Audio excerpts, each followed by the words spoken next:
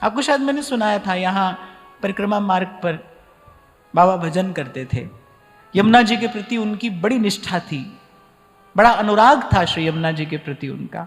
यमुना जी दुरंत मोह भंजिनी है और भजन भाव की साधिका है।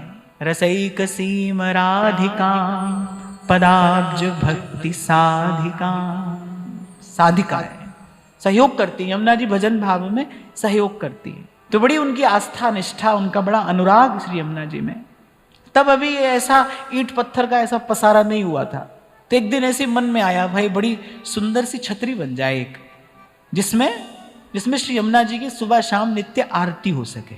अब देखो बड़ा सात्विक संकल्प है, इसमें तो कुछ स्वार्थ नहीं है, अपने लिए तो वो कुछ चाह नहीं रहे हैं, केवल इतना ही चाह रहे हैं कि भाई छतरी बन जाए, सुबह शाम उसमें यमुना जी की सुंदर आरती हो। और तो बड़े निष्किंचन महात्मा थे, लेना देना किसी से था नहीं, मधुकरी करके निर्वाह करते थे। अब जैसे ये संकल्प मन में आया, अब मन की गति कैसी है? यक्ष ने पूछा ना युधिष्ठिर से, बोले वायु से भी तीव्र गति किसकी है? तो कह मन की है। मन की गति कैसी है? अत्यंत चंचल, अत्यंत तीव्र, तीव्रतम। अब मन ने तो एक क्षण में जाने कितने संकल्प विकल्प का जाल बुनने लगा। मन यहां से हो जाएगा, ऐसा हो जाएगा। अब उन निष्किंचन महात्मा थे, निष्प्रिय, अयाची, किसी से कुछ कहते नहीं थे। कुछ लोग उनके पास आते थे जो समृद्ध थे, बड़ी निष्ठा रखते थे उनके चरणों में। बस ऐसे किसी से उन्होंने कह दिया कि हमारी ऐसी इच्छा है, अगर ऐसा हो जाए तो। अब वो तो प्रतीक्षा में रहते थे कब बाबा कोई सेवा बताएं और हमको सेवा करने का अवसर मिले।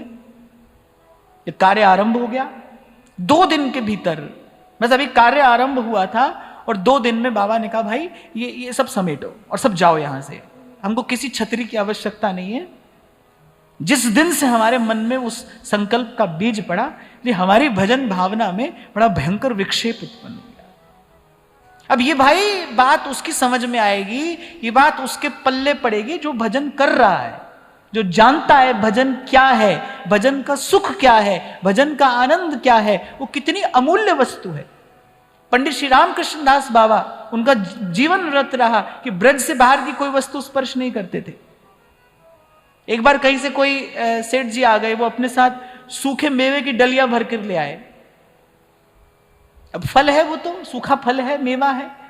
बाबा ने कहा ना, हम स्वीकार नहीं कर सकते। उनके पास में एक ब्रजवासन बैठी थी, उसने कहा बाबा जी तो मेवो ही है, या ते कहा हो जाएगो, जो तू धर लेगो तो या ते कहा हो जाएगो। तो बाबा ने कहा लाली तू भजन करे? बोली ना। तो बाबा बोले फिर तो का पता का है जाएगो? जो भजन कर रहा है